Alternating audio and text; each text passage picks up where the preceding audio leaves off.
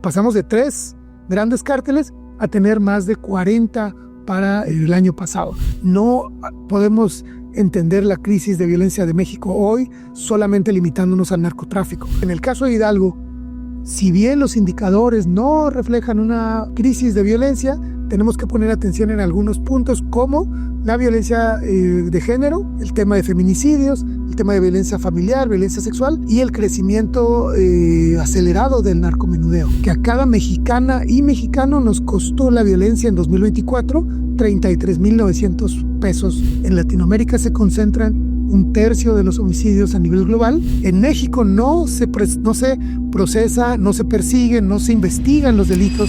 Con Carlos Juárez Cruz, director del Instituto para la Economía y la Paz en México.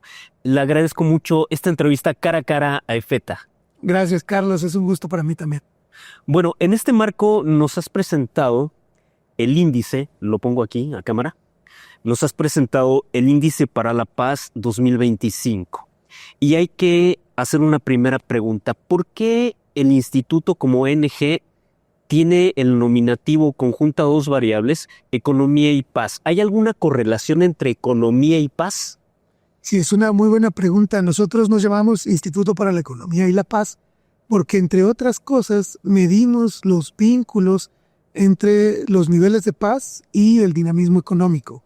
Como puedes, quienes nos ven y nos escuchan, pueden consultar en el índice, hay una métrica sobre cómo la violencia y la paz inciden en el tema económico a nivel nacional.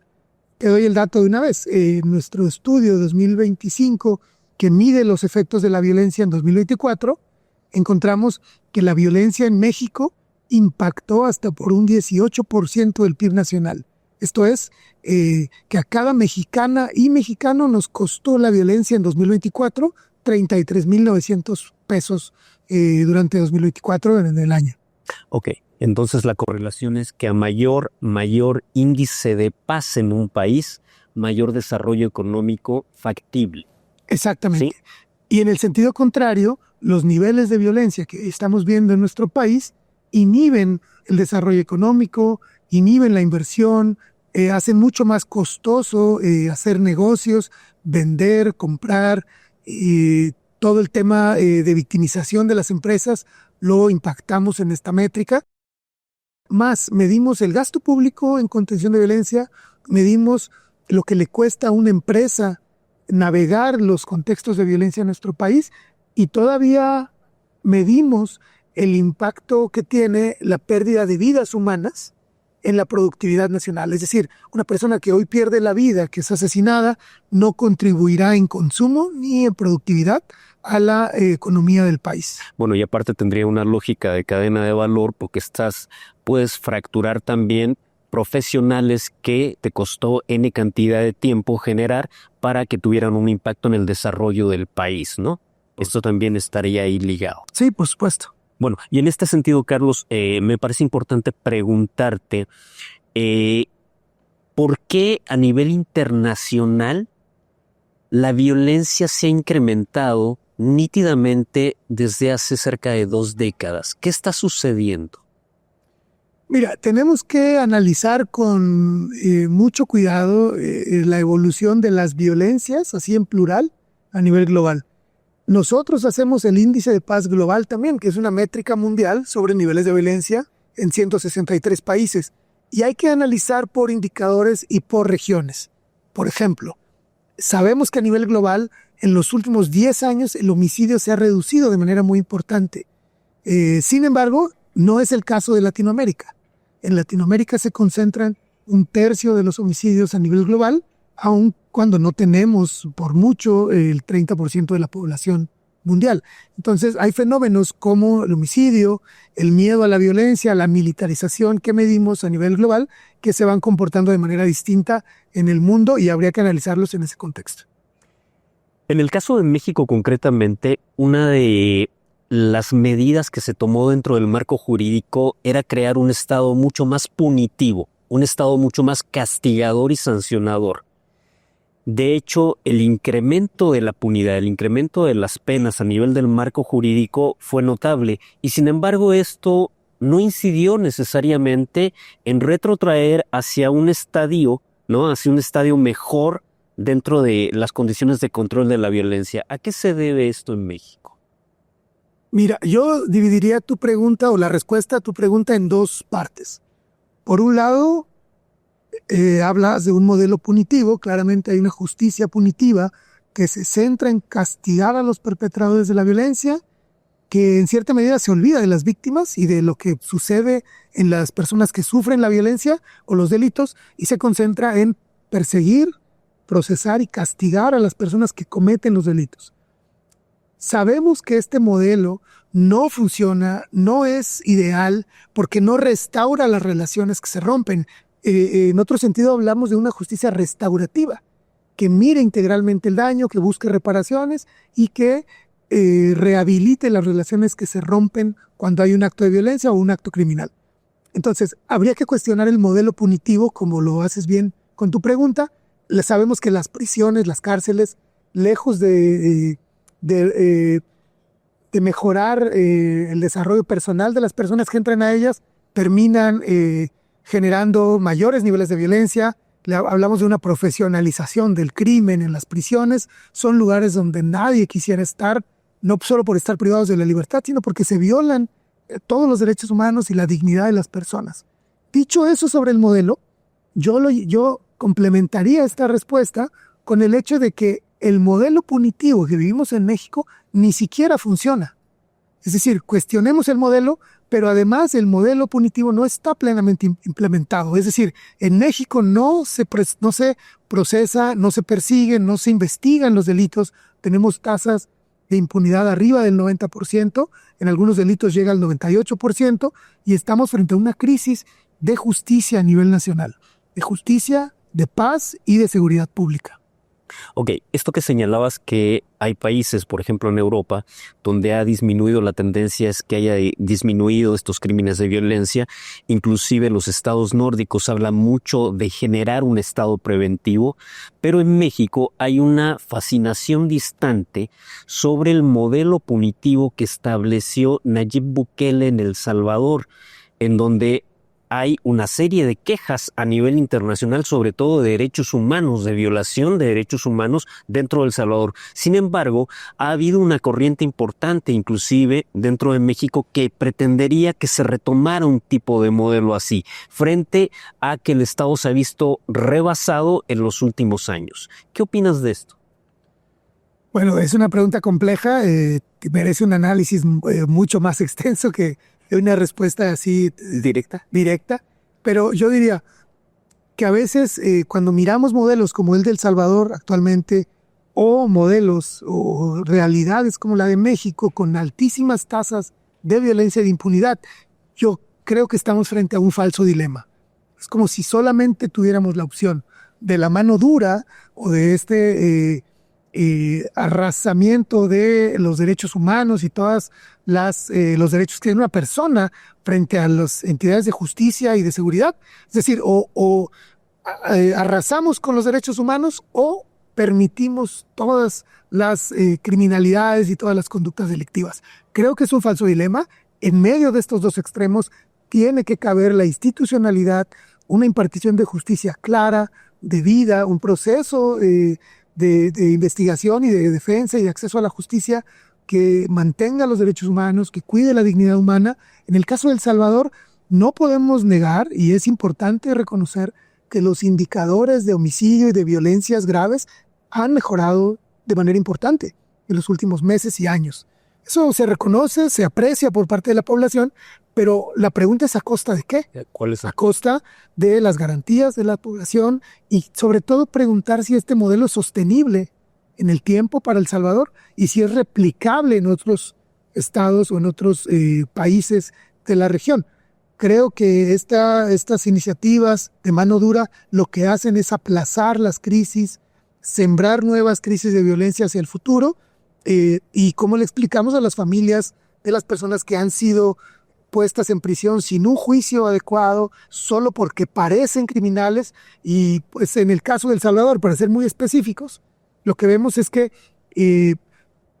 se están poniendo en prisión y se están capturando a personas que tienen algún tatuaje relacionado con las maras y las pandillas, pero estas personas, si bien muestran los signos de su pertenencia presente o pasada a una pandilla, no sabemos si ya purgaron una condena, no sabemos si están relacionadas o no con conductas criminales, e insistiría, en otros países no es replicable precisamente porque acá en México, por ejemplo, no tenemos esta claridad de quiénes pertenecen o no a grupos criminales.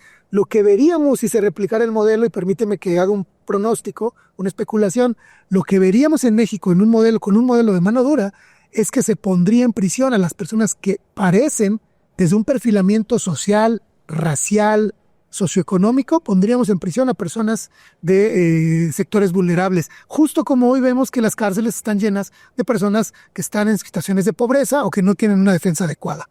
Ok, análogo a las condiciones de criminalización que se ha hecho de la migración en Estados Unidos, ¿no? Por ejemplo. Inclusive de repente se ha cometido la gran estupidez de encarcelar a una persona que tiene rasgos latinos, pero que nació en Estados Unidos y tiene toda una herencia y todo un pasado, ¿no?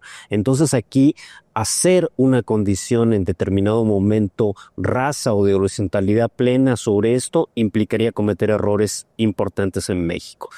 ¿Qué te parece la gestión que tuvo Calderón, Felipe Calderón, de sacar al ejército a la calle y tratar de contener con un cuerpo que no está hecho necesariamente para la defensa ciudadana como lo es el ejército, sino para otro tipo de defensa, ¿no? A nivel nacional, de soberanía nacional, en México? ¿Qué pasó con esto que inclusive creó una deuda histórica, ¿no? Hay una herida importante que se generó en época de Felipe Calderón. Bueno, estamos hablando hace 18 años. Que es donde en el momento en el que comienza, por lo menos en los indicadores, la crisis severa de violencia contemporánea, 2006, con esta declaratoria de guerra contra las drogas.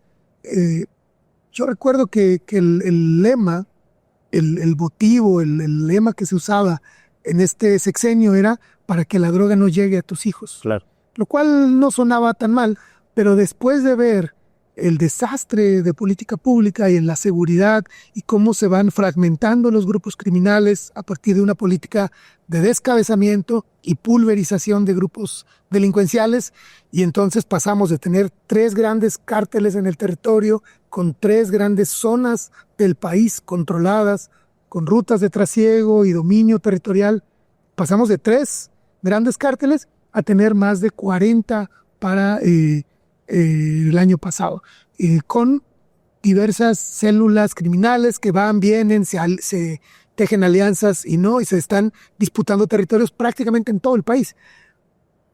En retrospectiva, lo que vemos es que la estrategia claramente no funcionó, claramente no se previeron estas consecuencias de fragmentar a los grupos criminales sin una estrategia de contención de lo que pasaría después de esta captura de las cabezas de los cárteles. Hoy estamos frente a una severa vulnerabilidad de las juventudes, que son reclutadas, que son vulneradas en sus derechos, que tienen poca perspectiva de futuro, pocas oportunidades económicas, y son mayormente hombres jóvenes quienes están siendo víctimas de homicidio, más del 80% son quienes están siendo víctimas de desaparición, y en el caso de las mujeres y mujeres jóvenes, también son víctimas de otros delitos distintos a los varones, como violencia sexual, violencia familiar, feminicidio, la desaparición para fines de trata y explotación sexual. Y lo que vemos es una multiplicación de violencias a partir de este primer punto al que te refieres. ¿No te parece que también existe una diversificación de los negocios que tuvo el crimen organizado, que se focalizaban aparentemente dentro del trasiego de drogas y después encontraron otros nichos de desarrollo cuando uno de los negocios disminuía en esencia o tenía impactos de control dentro del Estado mexicano? Otros negocios abrían, la extorsión, el secuestro, ¿no? Todo este tipo de condiciones. ¿Qué ha pasado con esto? Bueno, reconozcamos que los grupos criminales tienen un interés o una vocación preponderantemente económica, en economías ilegales, pero buscan maximizar sus utilidades y, como bien dices, diversifican su actividad económica ilegal. Tenemos también que complejizar el análisis reconociendo que por ejemplo, la legalización de marihuana en Estados Unidos, donde prácticamente en todos los estados es legal producir, procesar, consumir, portar, comercializar la marihuana, afecta y genera cambios de este lado de la frontera en nuestro país. Hoy la marihuana no es atractiva para su tráfico, ni internamente, pero mucho menos hacia los Estados Unidos. Y esta demanda de marihuana que cae hasta el piso en la última década es reemplazada por un periodo corto, hace 5 años, por la demanda de opioides naturales, como los derivados de la amapola, y luego cambia al punto en el que estamos hoy, que es una demanda alta de fentanilo, que son opioides sintéticos. Solo para darte un dato que está en el índice de paz, entre 2019 y 2023, los decomisos de fentanilo en la frontera crecieron 600% en un periodo de 4 años. Esto nos habla de un claro cambio de tendencia en la demanda de fentanilo de Estados Unidos hacia México, que combinado con el flujo de armas de fuego hacia nuestro país desde estados como Arizona y Texas, genera una crisis severa de violencia por el control de territorios, de rutas, de actividades como la extorsión de este lado. Te hablaba de la caída de la demanda de marihuana, ahora se queda de este lado buena parte de la producción, y esto tiene que ver con el crecimiento del narcomenudeo en la última década y también con la pulverización de los cárteles y de los grupos criminales que ya mencionaba, y las restricciones cada vez mayores en la frontera, crece la extorsión, sobre todo la extorsión a comercios locales y el control territorial a nivel municipal de los grupos delincuenciales. Bueno, y entonces ¿te parece que es plausible, viable la hipótesis de que si se legalizan las drogas, así como alguna vez se legalizó el alcohol, ¿no? En la época de la prohibición en los Estados Unidos, podría haber un impacto de disminución? Por ejemplo, Uruguay ya ha legalizado el consumo de la marihuana, ¿no? Y el gobierno de Pepe Mujica fue ampliamente criticado por esto. ¿Sí podría haber una plena disminución del consumo de las drogas a través de la legalización? Yo creo que esta conversación merece un análisis mucho más amplio, mucho más complejo. Te devuelvo algunas preguntas. Independientemente de la legalización de la marihuana, ¿qué hacemos con el resto de las drogas, como la heroína, el fentanilo, las metanfetaminas, que tienen impactos mucho más graves en la salud de las personas en el consumo?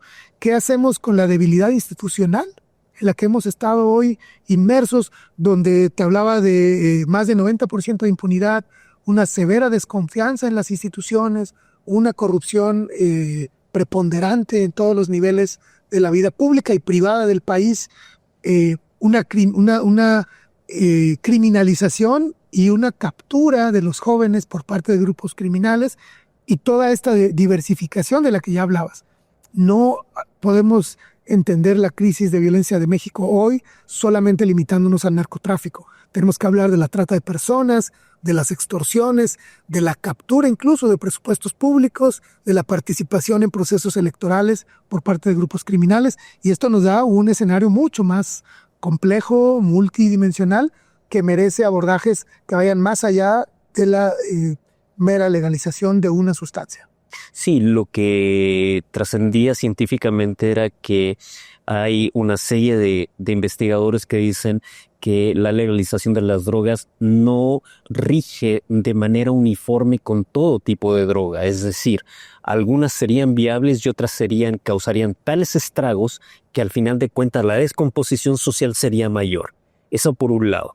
Ahora, por otra parte, me parece interesante quizás señalar que dentro de estas condiciones el hecho de que algunos estados estén tratando de legalizar drogas quizá también están dentro de la lógica de controlar la oferta, y que si controlas la oferta en cierta medida podrías disminuir el impacto de orden social.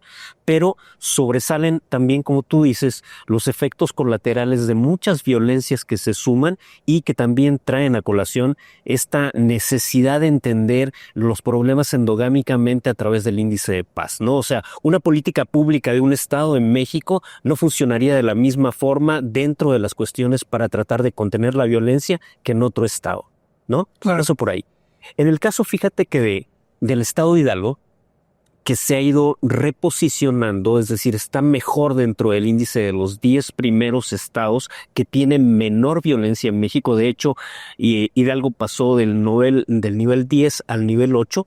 Me parece que hay una lucha sustantiva, pero todavía insuficiente y con algunos bemoles que se han desatado en otros trasiegos. Por ejemplo, en Hidalgo es muy conocido la condición de huachicol, el trasiego de huachicol y las condiciones paralelas que se dan dentro de estos grupos delictivos con el huachicol, ¿no? En este caso, ¿qué indicadores importantes analizarías tú del estado de Hidalgo? Mira, el estado de Hidalgo se ha mantenido en las primeras 10 posiciones, más o menos, en los últimos años. No manifiesta una severa crisis de violencia como otros estados. Pensemos en Guanajuato, Colima, Sinaloa, Guerrero, Baja California, Tabasco ahora, que ha empeorado muchísimo. No está en esos niveles Hidalgo. Pero algo que hemos visto a la hora de medir durante más de una década la evolución de diferentes estados y de diferentes violencias en el país es que cuando un estado reconoce que tiene un problema es porque está ya en medio de una crisis que no le permite reaccionar de manera articulada, institucional, social, desde esta mirada amplia de la paz. Cuando un estado reconoce la crisis, a veces ya es demasiado tarde y se vuelve mucho más difícil reaccionar. Lo digo porque en el caso de Hidalgo, si bien los indicadores no reflejan una crisis de violencia, tenemos que poner atención en algunos puntos como la violencia de género, el tema de feminicidios, el tema de violencia familiar, violencia sexual y el crecimiento acelerado del narcomenudeo. E insisto, no hay una tasa que figura entre las más altas del país por parte de Hidalgo, pero el crecimiento del narcomenudeo y de la extorsión en el estado de Hidalgo ha venido creciendo de manera importante. Hay que poner atención, hay que prevenir. Cuando hay condiciones favorables o al menos condiciones mínimas para trabajar en fortalecer instituciones, mejorar la participación ciudadana, mejorar la calidad de los gobiernos, mantener la confianza en las autoridades, hay que fortalecer eso porque si no, tal vez después sea demasiado tarde cuando la crisis va aumentando. Tuvimos en 2024 en Hidalgo más de 600 desapariciones, en donde inclusive hay mujeres menores de edad, ¿no? Eso incidió brutalmente e inclusive llegaron a haber hallazgos en determinado momento, ¿no?, de cadáveres que se daban dentro del estado de Hidalgo. Algunas de las hipótesis decían que este tipo de delitos no provenía in situ del estado de Hidalgo, sino que habían grupos que venían de otros estados circunvecinos y que causaban este tipo de condiciones. ¿Cómo poder generar una política pública que finalmente pueda tratar de contener este flagelo que está sucediendo? Mira, cuando vemos el crecimiento de una tasa de delitos, cualquiera que ésta sea, lo que hemos observado es que cuando están en etapas tempranas, cuando todavía no es una crisis grave, es importante que las autoridades respondan de inmediato, que se convoque a sectores como el sector empresarial, el sector académico, la sociedad civil, los medios de comunicación a cerrar filas frente a los fenómenos delictivos y sobre todo las autoridades correspondientes que no permitan que los casos queden impunes. Esto manda señales importantes a quienes son los perpetradores y a los grupos criminales para decir, en este lugar, en este territorio, en este estado, no es tan fácil salirse con la suya, para decirlo en términos más coloquiales. Y esto va marcando señales, porque de nuevo se trata de una lógica de oferta y demanda. Donde es más fácil quedar impune es donde los grupos criminales se alojan y suelen operar con mayor libertad. Entonces, insistiría, Hidalgo tiene buenas condiciones sociales, tiene buenas condiciones institucionales y deberían muy pronto reaccionar para evitar que crezca el número de casos de desapariciones, independientemente de si las desapariciones suceden en un estado o en otro.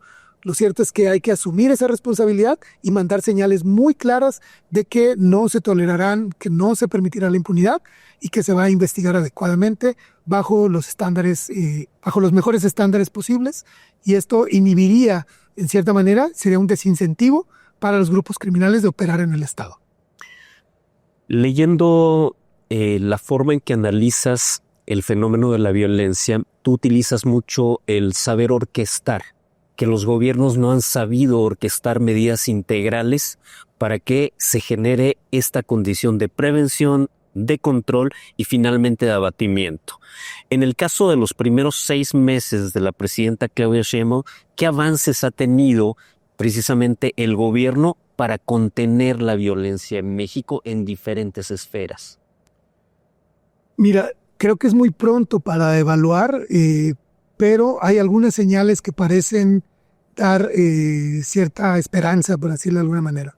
Se han visto en estos primeros meses del sexenio mayor número de capturas, mayor número de decomisos, una narrativa mucho más sofisticada, mucho más técnica del abordaje hacia la seguridad pública, lo cual viene bien después de haber visto un sexenio previo en el que todo eran narrativas políticas y discursos públicos y no estaba clara cuál era la estrategia detrás de la narrativa pública. Hoy se ve, en estos pocos meses se ve un cambio en esta estrategia.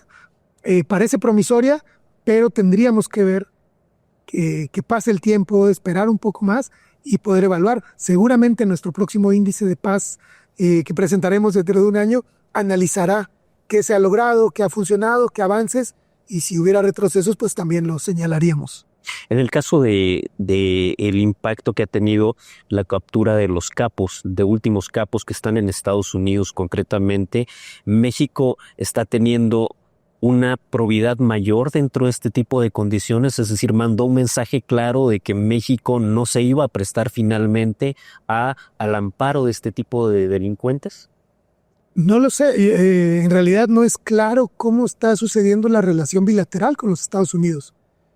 Creo que la administración actual de la presidenta Sheinbaum tiene un gran desafío en la figura del presidente de los Estados Unidos actual. Es poco predecible, genera muchísima incertidumbre en todos los ámbitos, no solo en la justicia y en la seguridad, sino también en el ámbito económico, y esto plantea un gran desafío. Creo que ha sido mesurada la presidenta en su discurso, en su actuar. Creo que está bien asesorada, eso parece al menos en los primeros encuentros y tensiones que ha habido entre los dos países. Y aprovecho para decirte, y a quienes nos escuchan y ven, este año el Índice de Paz de México explora las dinámicas y las interacciones en la frontera México-Estados Unidos. Miramos cómo sucede el flujo de personas de un lado a otro, analizamos el tráfico de armas de Estados Unidos a México, que genera mucha violencia de nuestro lado. Exploramos qué efectos ha tenido el cruce de fentanilo hacia los Estados Unidos, cómo ha evolucionado y se ha comportado esta demanda y oferta de fentanilo en ambos países. Y también miramos el fenómeno de migración a ambos lados de la frontera. Estamos planteando un escenario complejo, una dinámica multidimensional en muchos sectores y en muchos temas que tendría que tener respuestas bilaterales entre los dos países de colaboración que atiendan el enfoque, la complejidad sistémica de lo que estamos observando. Pero hay una razón, ¿no?, del gobierno de Estados Unidos, es decir, no está siendo tan dúctil dentro de una relación bilateral fructífera, inclusive para contener estas condiciones. Y hay mucho más el sentido de culpabilizar a México de no tener una responsabilidad histórica dentro de lo que ha pasado, no solo con el narcotráfico, sino inclusive con la migración, ¿no?, que pasa hacia los Estados Unidos, y esto ha criminalizado el problema. No ha sido muy clara no es una relación clara, al menos no con la administración Trump. Sí. Yo no sabría cómo interpretar, creo que el sello de la administración actual en los Estados Unidos ha sido la incertidumbre y la impredictibilidad. No es predecible, no es fácil de interpretar, por eso es que lo planteo como un desafío para el gobierno de México. En el caso del estado de Hidalgo, es uno de los estados que tiene migración hacia Estados Unidos. El gobierno del gobernador Julio Menchaca tuvo que crear inclusive una serie de blindajes porque las deportaciones se estaban empezando a pronunciar desde la administración Trump, ¿no? En este caso, me parece que la inserción también es difícil, es decir, reinsertarse después de haber estado como trabajador en otro país, en este caso en migración en Estados Unidos, provoca una serie de descomposiciones sociales. ¿Esto genera violencia? Hay una violencia dentro de la reinserción de los connacionales que vienen a México. Pues lo primero que yo diría es que los mexicanos son bienvenidos en su país, deberían serlo. Y quienes migran hacia otros países buscando mejor calidad de vida, pues tendrían que tener la oportunidad de volver siempre. Claramente es un desafío social para una ciudad, para un estado, para un país, pero yo creo que tendrían que abordarse desde, primero, desde aproximaciones mucho más humanas y solidarias. Nadie se va por gusto. Nosotros analizamos globalmente el fenómeno de migración e identificamos 3 generaciones o 3 olas migratorias en los últimos 20 años. Originalmente las personas, sobre todo en México, pero en otros países también, migraban por fines económicos o por motivos económicos, buscando mejores oportunidades de empleo, persiguiendo el sueño americano, como lo hemos dicho por muchas décadas en México. Pero luego viene una segunda ola que tiene que ver con la violencia y el desplazamiento interno. Ya la gente no se va buscando mejor calidad de vida, sino se va buscando sobrevivir, porque están amenazadas en lugares como Guerrero, Puebla, Morelos, Michoacán, Oaxaca.